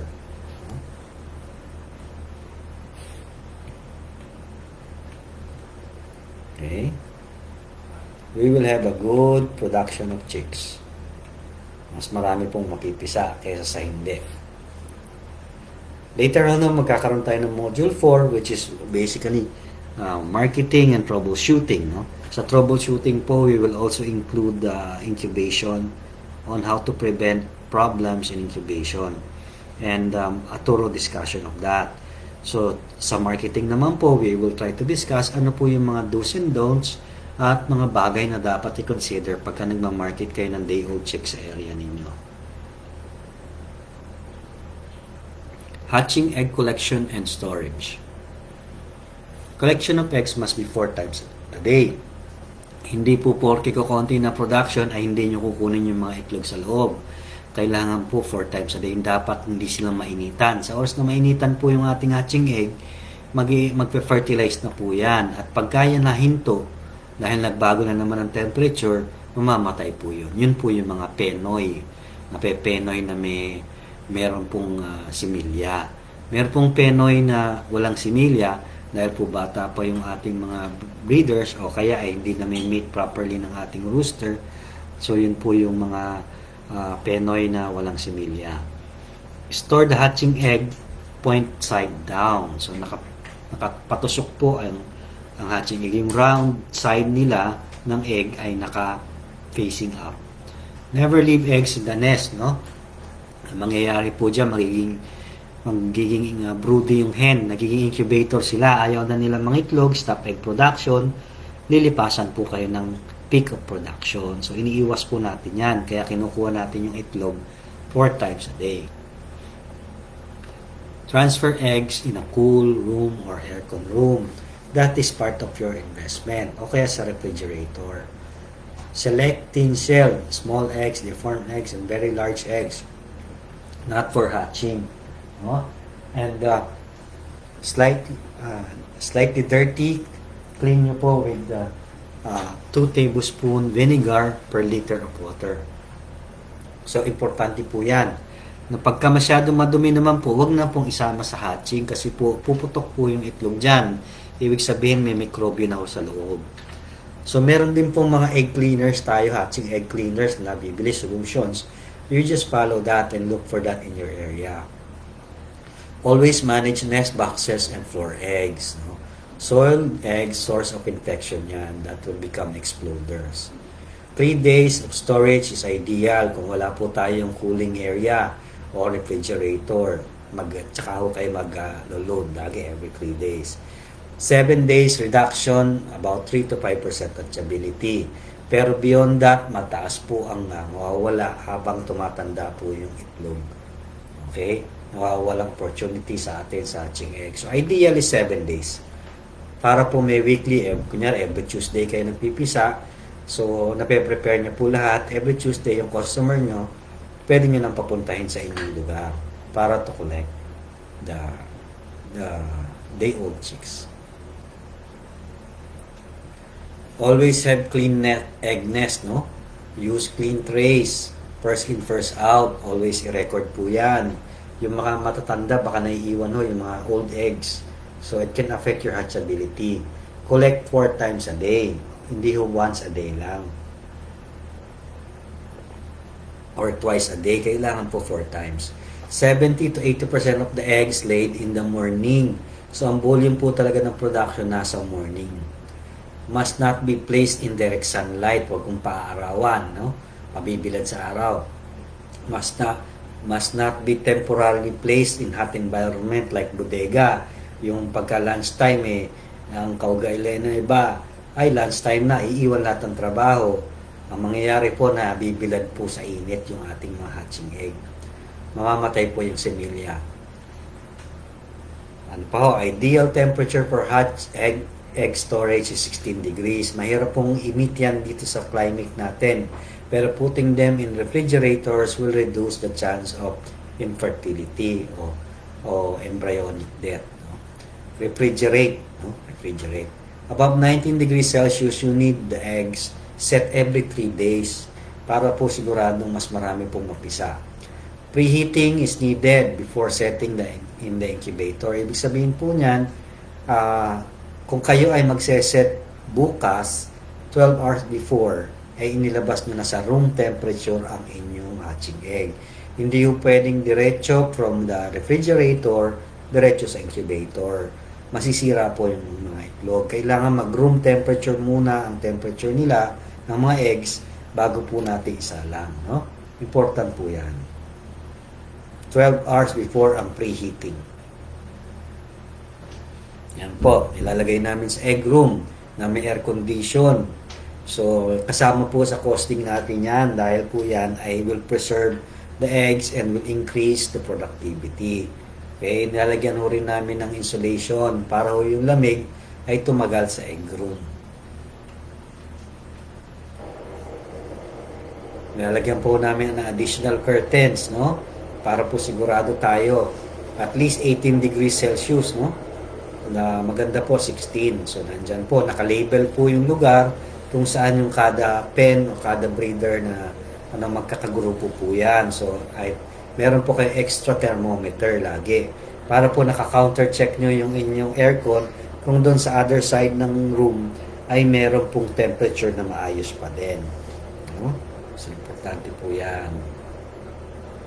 Malinis po sa lugar lagi, no? Okay, 5 pillars of good quality hatching eggs. Genetics, body weight, nutrition, and lighting program. So, yung mga yan po, ang mga haligi naman para maganda po yung inyong hatching egg. No? Important points. Ideal size of hatching egg is about 58 to 68 grammars, no? Age of breeders when you will start to do test loading of hatching eggs, no? Mga 5.5 months, mag-test na kayo ng load ng hatching egg. So, the best niya ilagay niyo sa ilalim muna ng inyong incubator para kung mayroong mga problema ay hindi makontaminate yung ibang eggs, matuluan, ano?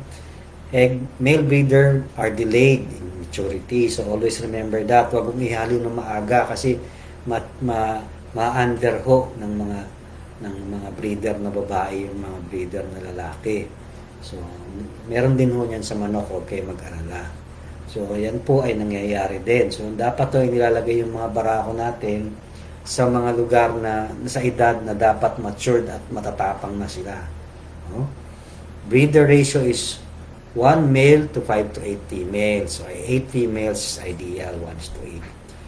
Best to have reserved males to maintain good fertility. Pagka napilay po yung ating male na lalaki, yung ating lalaking breeder, eh meron tayong pamalit o nagkasakit o namatay. If without cold egg room placed in the coolest area of the house, so 3 days po, ideal lang yan. Ideal for egg room with aircon is 7 days. Tsaka kayo maglo-load ng setting. Extend with affected hatch in 10 to 15 days. Slowly decline po yan. So pagka po tumatanda na yung itlog sa hatching egg natin, hindi pa na isasalang, nagde-decline po yung kanyang fertility. Ito po, makikita nyo yung aming incubator, no? Nandyan po yan. Ito po yan sa, this is malaki yung incubator na para sa breeder farm na katulad natin. So this is a 15,000 capacity, no? So meron tayong setter which houses 10,000 and the hatcher which is 5,000. Total of 15,000 ang kayang i-load. Ngayon, always consider hindi po rin kailangan bumili ng malaking incubator kaagad. You can modularize your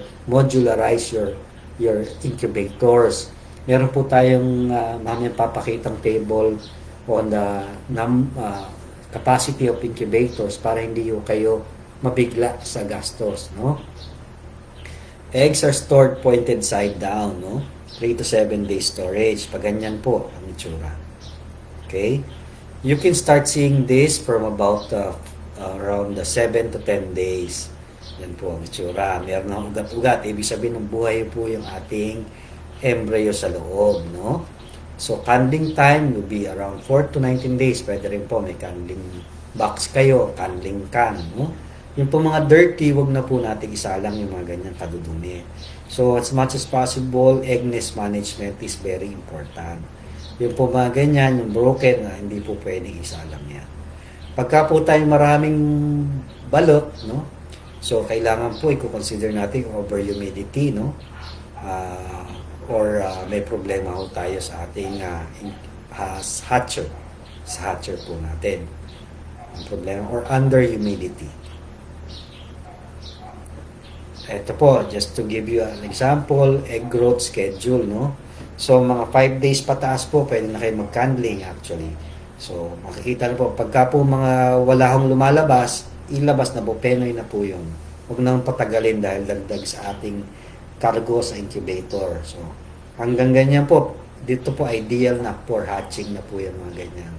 From 19 days po nilalagay sa hatcher from the setter, and you will usually this kind of candling. Yun yung mga wala pong lumabas na ganitong resulta ng ugat-ugat at ganyan po na nababawasan yung air cell sa loob, ay hindi po yan mabubuhay. So, inaalis na po natin bago ilagay sa hatcher ang mga hatching egg. Yan po ang chick development, no?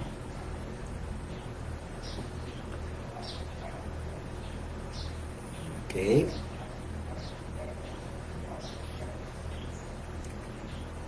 Ito po ang estimated weekly production of chicks. Kung kayo ay may 100 breeders, daily average of 60% hatchable eggs, ibig sabihin no, sa isang araw nakakakuha kayo 60 eggs na pwede isa lang. Maglolodo kayo per 7 days, 420. Hatchability at 85% per week of egg day-old production, so may 357 kayo. So, posible kayo maglabas ng inasal type na 182 at 174 sa weekly setting po, no? Weekly output. Sa 300 po, ito po. So, more or less, meron kayong guide kung gaano kalaki rin po yung inyong incubator na kailangan. Later, papakita po natin. So, pagka po ang breeder nyo ay 500, naglalabas po tayo weekly ng 1,517 inasal type at 1,457 layer type. Okay, these factors has to be are considered when you are incubating. So, nakikita naman po ninyo, more or less na-discuss natin ang karamihan dyan, no? Yan. Okay. This is a sample of a hatchery floor plan. Kailangan po, ang ine-emphasize natin dito, one-way routing no talaga. From egg room, no? Traying room, egg room, tapos setter machine, hatcher machine, palabas po pagka napisa na. Chick room, dito po natin na sinosorting at inaalis po yung mga nabalot at yung mga hindi napisa. At dito po yung boxing din. Binabox natin yung mga sisiw for unloading na po sa mga ating customers o delivery, no? Yan po, another sample po, no? Lagi pong one way ang palabas. One way po palabas, no?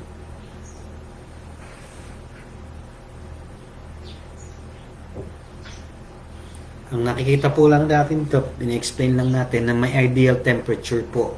12 to 16 degrees or 12 to 15 degrees up to 18 degrees ang storage. Habang kayo po ay nagpapatanda ng inyong hatching egg dahil po sa volume na hinihintay nyo, talaga pong kailangan malamig po yung lugar na nilalagyan natin ng hatching egg. Ito po, no, is estimated incubator capacity needed. So, 100 breeder capacity, you need around the setter of 1,000 capacity po. 1,080 capacity. And hatcher po is at least 180 capacity. So, yun po yung kailangan. Sa isang 300 breeder capacity, you need a 3,240 setter size, no? Incubator setter size, and hatcher size of 540 capacity. So ito po mga references, but best to discuss this with your incubator maker or yung gumagawa po ng inyong incubator para po na-explain sa inyo lahat yung mga details na yan, no? But this one is a backup knowledge ninyo when you are doing the incubation. How to compute for day-old chick production per week. Example, 100 hatching eggs po to be set in incubator. Check for good eggs, no? Wala po yung mga cracks, hairline, misshapen, dirty eggs, broken double yolks, and very small eggs. So, ang fertility po, lagay lang natin average of 85%. Average lang po. So, sa 100 sinet nyo, 85 eggs po ang lalabas na fertile, no? So, yun po yun. At 85 na fertile eggs, 85% po ang hatchability ng ating machine. So, yun po ay average lang. Meron pong nakaka 90 o 100. Depende po sa galing na incubator. Check for defective and weak chicks, no?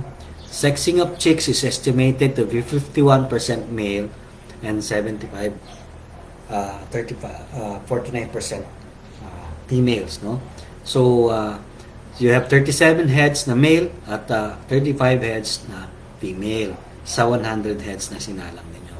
Average chicks produced per 100 heads hatching egg is estimated at 72 day-old chicks per output, no, ng 100. Okay, malapit na po tayo matapos, ano? Ito po ang mga pictures na ating mga DIY, no? Hindi ko po nire-recommend talaga ang DIY kung breeders po nyo ay mga gantong kalidad. Dahil po risk po ng hindi humapisa dyan ay malaki. These are the modularized per 300 capacity ng mga incubators with setter ang tawag and then the hatcher. Ito po yung malalaki, yung katulad po sa amin na 15,000 capacity at ito po yung mga 1,000 capacities, no, na nabibili.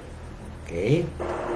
Yan po, kailangan may automatic egg turning na po pagka po ganyan ang ating volume. Dahil ang risk po natin ay tumataas. Kailangan po quality po yung ating mga incubator, yung mga basta-basta lang, no? Okay? Pagka serious na pong negosyo ang ginagawa natin. Yan po yun, ano? Nagte-turn po yung ating automatic turning. May system na po yan. At yan po ay in-indesa natin if you want to have a good hatch every time. So ito po yun ulit, ano? Yung ating estimated incubator capacity needed per breeder capacity, no? Yan. Okay. Yan po, merong checklist, no? Naglalagay kayo checklist para notation lagi kung ano na yung situation ng itlog dyan para pagka merong tumingin o ibang taong nagbabantay, naintindihan nila yung status ng inyong mga hatching egg. Huwag po bukas-sara ng ating incubator. Makakasira po ng pisa yan dahil magbabagsak o babagsak po ang temperature, maapektuhan ho ang ating hatchability. Ito po, katulad niyan. Pagka po modularize tayo, we need to add additional incubators, lalo na pagka nag-expand po yung ating breeder farm. So, nag-modularize po kami ng mga setters and hatchers, ng mga bagong incubators. Pinasok po namin sa aming breeder farm. Habang ini-install po yung mga incubators. So, pagkuha ng incubator, kailangan po matino po yung supplier. Reasonably priced po yung kanilang mga incubator at matitibay. No? May proven track record, maayos po kausap, meron pong service, tsaka po yung mga materials na gamit ay acceptable standards po. Hindi po yung kung ano-ano lang ang ginagamit. Hindi po sa nirespeto ko naman ho lahat, no? Katulad ng iba, magpapagawa sa balutan ng incubator, hindi po day-old chick production ang mangyayari sa inyo ron, balot production. So hindi po ginagawa ng shortcut ang sistema dahil ito po yung kaduluduluhan ng inyong production na dapat ma-convert na sa cash yung pinaghirapan ninyo sa negosyo ng breeding, no? Ngayon, I can suggest or recommend an incubator source na si Hubert Ebalde, no? You can look for his Facebook na Trabs Bulbs Yan po yung kanyang cellphone number, 0999-413-682. 0999-413-682. For good prices, please inform Hubart that you are a dominant breeder farmer. Para po masabi nyo na refer ako ni Doc Erwin, then you can get a good price also if you get a good referral. No? Okay, hatchery management tips, no? Always use good quality incubation machine, no? Best to investment that you need. Very important. This is the culmination of your breeding, of producing good quality chicks, no? Nandito na yung inyong obre maestra, di ba? Ika nga, yung inyong pinaka ultimate produce, kailangan maganda lagi. Cheap incubators, cheap production po yan, no? Risk of having 50% hatchability versus 85% hatchability. Yung 35% loss na yun, napakalaki po yan na dapat kumikita na kayo. Example po, 500 hatching eggs with 50% hatch, 250 chicks lang ho ilulalabas niyan. Versus 85% chicks, meron ho kayong 175 difference. Kung nagbebenta, average 60 pesos per chick, you're losing 10,500 pesos opportunity na earning, no? So, yung malaki po yung diferensya. Follow the system and recommendation of the incubator supplier. Kaya po importante yung investment nyo rito, kumuha kayo ng good source of incubators. Have a clean hatchery, always disinfect.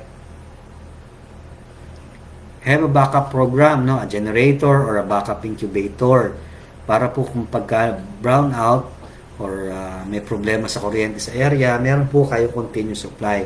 Kung sakasakali po magkaroon ng brownout, ang first thing that you will do is to put some hot water bottle sa loob, no? Lagyan niyo po sa loob para po at least ma-maintain muna yung init sa loob, no? O kaya yung mga hot water bags, no? Ito po yung mga hatch reports na pwede nyong gayahin. So you can use this as your performance basis po, no?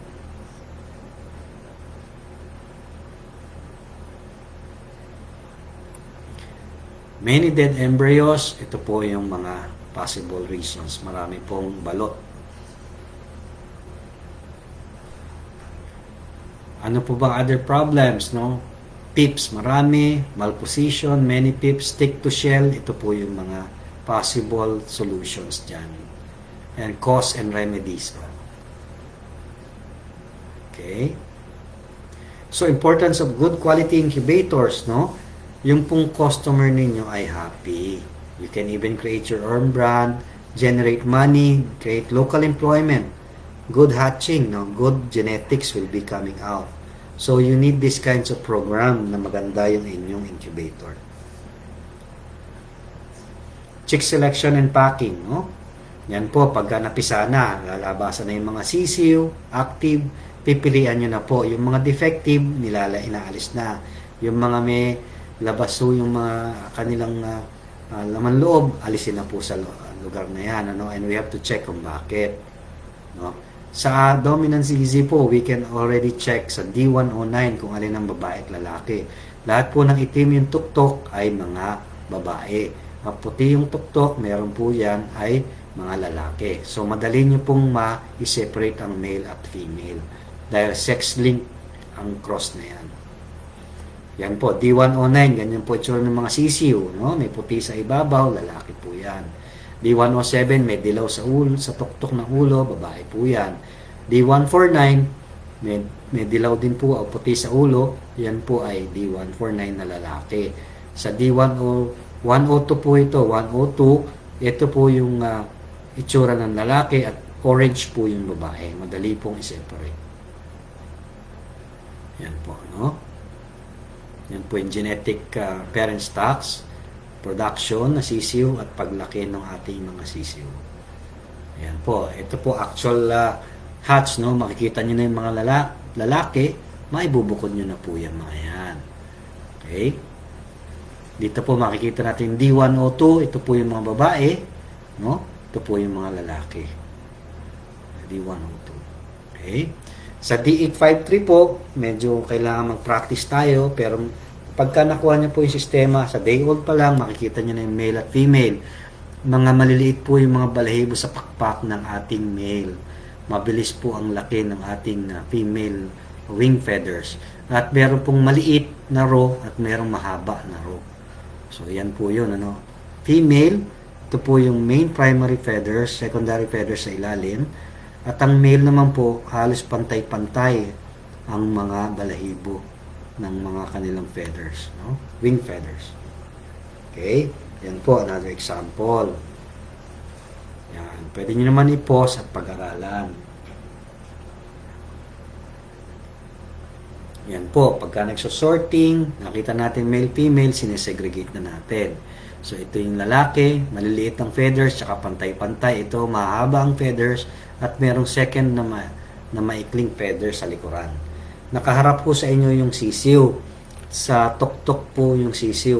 Kumbaga na nakikita niyo po yung tuktok ng sisiw. Nandito po yung ulo, no? Tsaka nyo ngayon titignan yung kanilang pakpak. Eventually, mamamaster niyo po yan. Okay, you need check boxes. So, if you want check boxes, you just request from Dominant ZZ Breeder. It's from Dominant Asia Pacific Facebook page. Pero sir, mga ma'am, mga sir, kailangan po dominant po yung inyong alaga. At certified breeders po. Yun lang po ang pwede namin bigyan ng mga support po namin sa mga breeder farmers yan. No?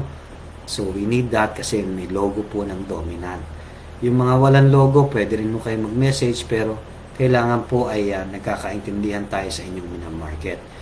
Shredded newspaper, kailangan po nilalagay sa loob para kapitan ho nila yan, tsaka absorbent ng kanilang moisture o manure, no? Yan. So, sinusort out na po at binibilang at babae at lalaki. Kita nyo po yung mga D102 males at D102 females na orange. Ayan po, no? Yan. Tsaka yung mga female na D109. Accounting ho lagi dahil pera na po yan. Kailangan po tama yung ating bilang. Per box po ay 102 ang laman. May extrang dalawa as travel allowance dun po sa mga buong biyahe na malayo. Okay. Okay, yan. Pagka nakakahuna. So, okay. So, pwede ho. Wala hong marking box. Pwede kayo maglagay ng printing dyan sa ibabaw, na sticker. Para po yung brand nyo o yung farm ninyo ay nakalagay na sa inyong check boxes to advertise and brand your product. Okay? Kunti na lang po ito, no? Okay? Yan po ang example ng mga all females layer type. Tips on chick pull out and selection. All allow the chicks to dry and be ventilated. Tutukan nyo po electric fan for at least 4 hours before packing para po matuyo yung mga basa-basa nila sa balahibo at umalsa po yung kanilang balahibo. Select abnormal and defective chicks, no? Remove from the crates. Select deformed beaks, no? Yung mga bulag, mga splay legs, unhealed navel, or hardened rear chicks. Perform male and female selection for quality control. Have a well-ventilated room. Use electric fans to circulate air. Provide ample air circulation by spacing the crates properly. Meron ng mga space sa pagitan para may air circulation. Hindi sila carbon dioxide poisoning. No? Prepare boxes with shredded newspapers. No? Per divider, 25 pieces. 100 chicks plus 2 chicks as transport allowance. No? Shipment of day-old chicks. Never pile up the chick boxes with no air circulation. Chicks die primarily due to carbon dioxide poisoning and second, extreme heat. Never transport chicks during middle of the day. Cool time at night during the daytime, morning at night time. No? Plan your trip, no traffic, ship at night. Pagbiyahe po sa gabi. Never place the chicks at the back of the trunk ng mga sasakyan, mga kotse, no? At kayo po ay maaaring makasuffocate ng ating mga alaga, no air circulation.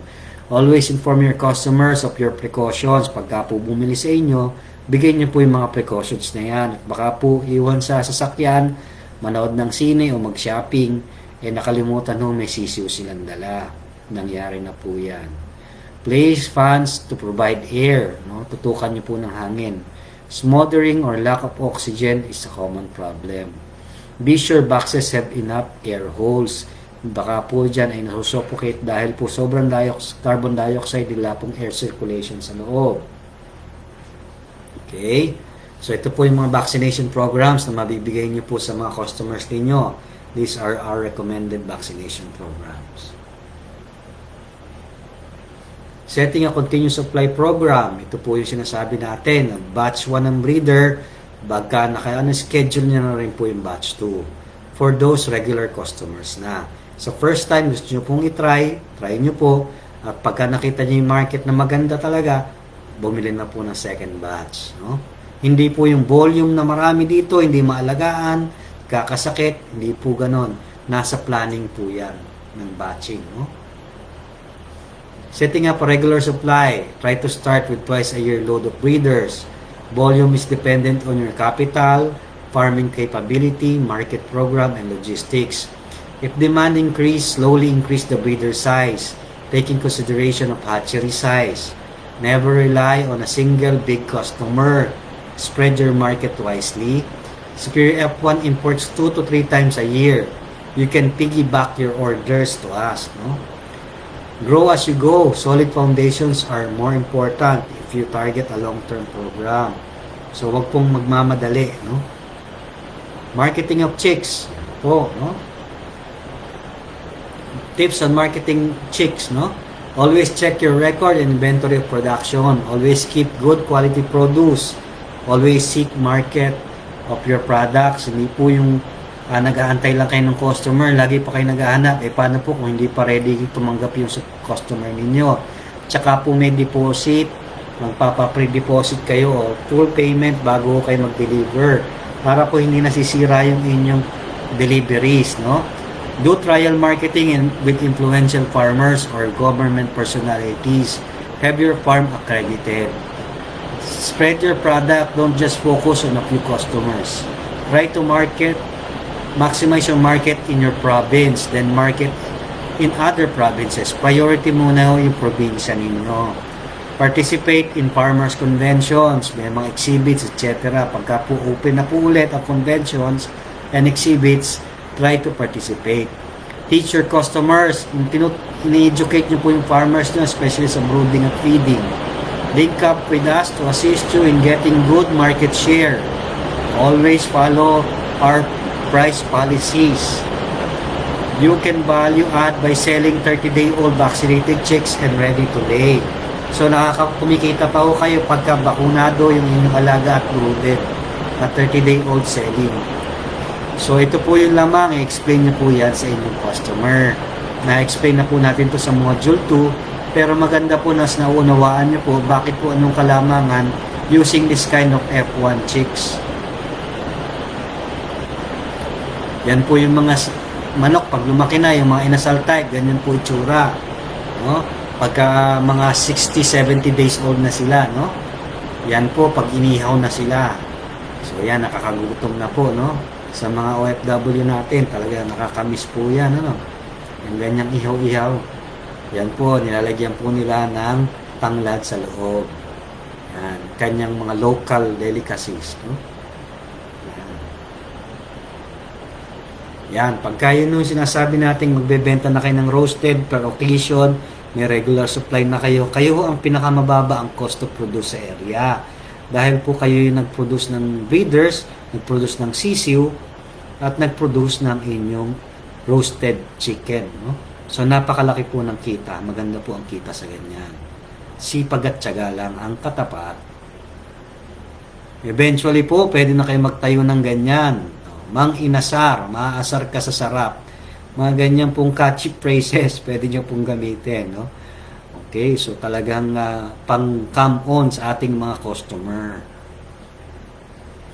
Okay, tinuturo po yung technology niya. Nakita nyo naman po sa module 2 on how we use supplementary feeds and ranging and housing. Kaya po importante, pagka po maggagawa ng attend po ng ating online seminars, start with module 1 which is free. And then, enroll in Module 2 at i-package nyo sa Module 3. Para po yung alam ninyo ay tuloy-tuloy. Hindi po yung iba, gustong unahin yung tipid, Module 3 kaagad. Kumbaga sa pelikula, ending lang ang makikita ninyo. Yung pong kagitnaan at climax ay hindi nyo nakita. So, importante po, enroll properly. Yan po, no? Mga naitutulong po nito mga advantage ng mga promotions na ito. Yan po ay nakakatulong may bumili ng inyong mga table eggs or free-range eggs. Okay? Now, we will have our question and answer portion.